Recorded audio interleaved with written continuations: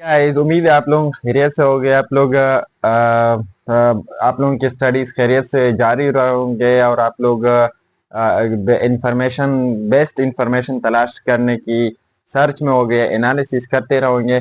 तो आज मैं आप लोगों के सामने एक और ही बेहतरीन टॉपिक प्रेजेंट करने के लिए लाया हूँ। वो है फाइव किंगडम सिस्टम। और फाइव किंगडम सिस्टम को हम आज डिटेल से डिस्कस करेंगे, वही 4-5 सीरीज से इंशाल्लाह।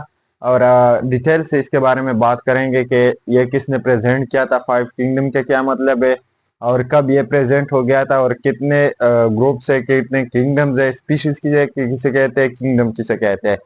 तो शुरू करते अल्लाह के बरकत नाम से और बोर्ड की तरफ चलते हैं। तो फाइव किंगडम सिस्टम जिस तरह के नाम से वाज़ेह है, फाइव मीन्स दो वर्ड से बेसिकली बना है। Five, one word is five, यानी जिस तरह पांच पांच होता है, यानी फाइव जिस तरह होता है पांच। और किंगडम सिस्टम, या हम इसको किंगडम, फाइव किंगडम, किंगडम को हम और नाम दे देते टॉप ग्रुप ऑफ ऑर्गेनिज्म, इसको हम कह सकते हैं top group of organism, top group of organism, यानी टॉप ग्रुप ऑफ ऑर्गेनिज्म है। टॉप ग्रुप ऑफ ऑर्गेनिज्म से क्या मुराद है? टॉप ग्रुप ऑफ ऑर्गेनिज्म से मुराद है स्पीशीज से लेकर जितने भी ग्रुप ऑफ ऑर्गेनिजम्स है, उसमें जो सबसे टॉप पे आता है यानी किंगडम जो आता है, उसको हम डिस्कस करते हैं। सबसे पहले क्या होता है? स्पीशी होता है। Species combine make a gene, gene combine make a family, family order. इसी तरह जीन होता है। स्पीशी के बाद क्या होता है हमारे पास? जीन होता है, फिर फैमिली होता है, फिर ऑर्डर होता है। ऑर्डर, इसके लिए एक फॉर्मूला है, keep keep ports clean are family get sick. यानी सबसे पहले स्पीशी आता है, उसके बाद जीन आता है, उसके बाद फैमिली आता है, उसके बाद ऑर्डर आता है, उसके बाद क्लास आता है, क्लास, फिर उसके बाद फाइलम आता है, फाइलम, फिर उसके बाद जाके किंगडम आता है। तो ये एक फार्मूला भी है, अगर आप लोग याद करना चाहे तो ये एक फार्मूला भी है, keep ports clean are family get sick. Ports को क्लीन रखो या फैमिली जो होगी वो बीमार हो जाएगी। यानी कीप के पहला लेटर जो होता है वो के होता है, पोर्ट का पहला लेटर पी होता है। कीप पोर्ट्स क्लीन, क्लीन का पहला लेटर जो होता है वो सी होता है। R family, F first letter, gets, G first letter, sick, बीमार हो जाएगी। तो ये एक फार्मूला भी है इसको याद करने के लिए, इस ऑर्डर को याद करने के लिए। तो सबसे पहले जो हमारे पास आता है वो है स्पीशी, और उसके बाद टॉप ग्रुप ऑफ ऑर्गेनिज्म जो है, यहाँ पे हमने बात की टॉप ग्रुप ऑफ ऑर्गेनिज्म, वो है किंगडम। यानी ऑर्डर में जो सबसे टॉप पे आता है वो है किंगडम। तो फार्मूले को फार्मूले को मैं हटा देता हूँ, और इसी ऑर्डर को भी आप लोगों ने अगर स्क्रीनशॉट लिए तो इसको भी मैं हटा देता हूँ, और हम आते हैं स्पीशी को डिस्कस करते हैं कि व्हाट इज स्पीशी। तो स्पीशी जो होता है, स्पीशी से आगे जाके जीन बनते हैं, जीन इसी तरह जाके जाके किंगडम बनते हैं। तो स्पीशी का जो डेफिनेशन है, स्पीशी एक इस तरह के ऑर्गेनिज्म होते हैं जी जो सेम डीएनए रखते हैं, सेम डीएनए सेम डीएनए, यानी जिस तरह के ह्यूमंस है, तो ह्यूमन के 99% जो डीएनए है वो सेम है। ह्यूमन के कितने परसेंट डीएनए सेम है? 99% का डीएनए जो है वो सेम है। इसके बाद same chromosome number, chromosome number जिधर भी आप ह्यूमन देखेंगे उसमें 46 नंबर ऑफ क्रोमोसोम हो गए, 46 नंबर ऑफ क्रोमोसोम हो गए। फ्रीली इंटरब्रीड, फ्रीली इंटरब्रीड, वो जो ऑर्गेनिज्म हो गए वो फ्रीली इंटरब्रीड भी कर सकते हैं, यानी बच्चे भी पैदा कर सकते हैं।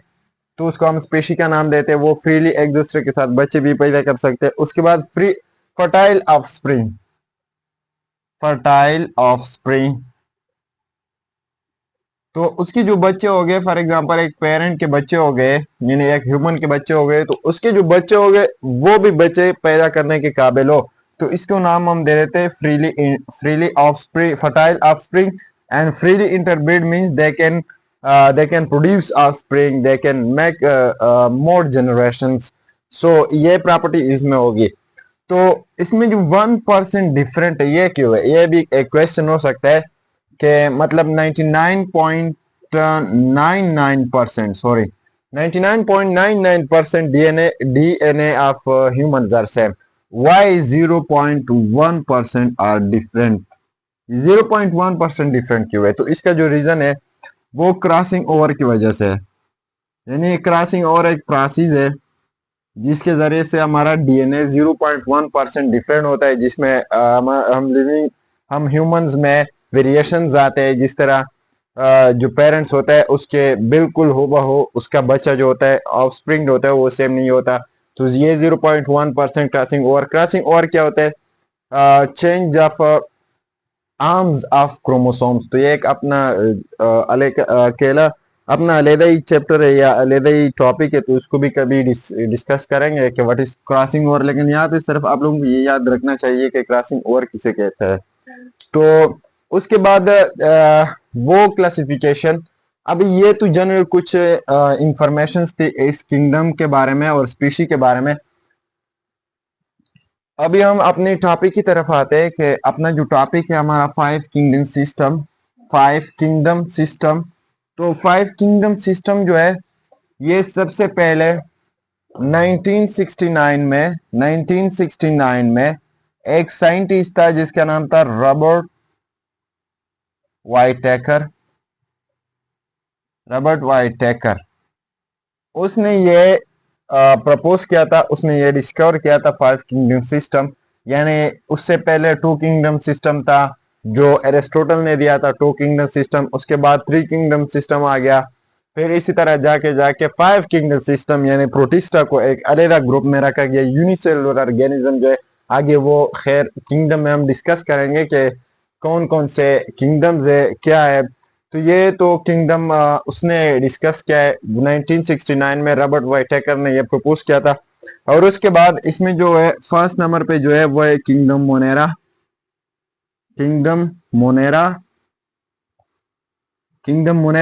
Number second kingdom Plantae. Number third is kingdom Animalia. Number fourth is kingdom fungi, and number 5 is kingdom Animalia, kingdom protista। तो ये 5 किंगडम्स है, इसको हम डिटेल से डिस्कस करेंगे। तो इसके बाद 5 किंगडम सिस्टम के थोड़ा बहुत हिस्ट्री और थोड़ा सा डिफिनीशन के बाद हम किंगडम मोनेरा को डिस्कस करेंगे। और क्या किंगडम मोनेरा में क्या है, किंगडम प्लांटी, इस सब के डिफरेंसेस, इन सब के जो मॉडर्न रिसर्च के बेस पे जो इंफॉर्मेशन है मैं आप लोगों के साथ शेयर करूंगा इंशाल्लाह। तो आगे चलते किंगडम मोनेरा को डिस्कस करते हैं।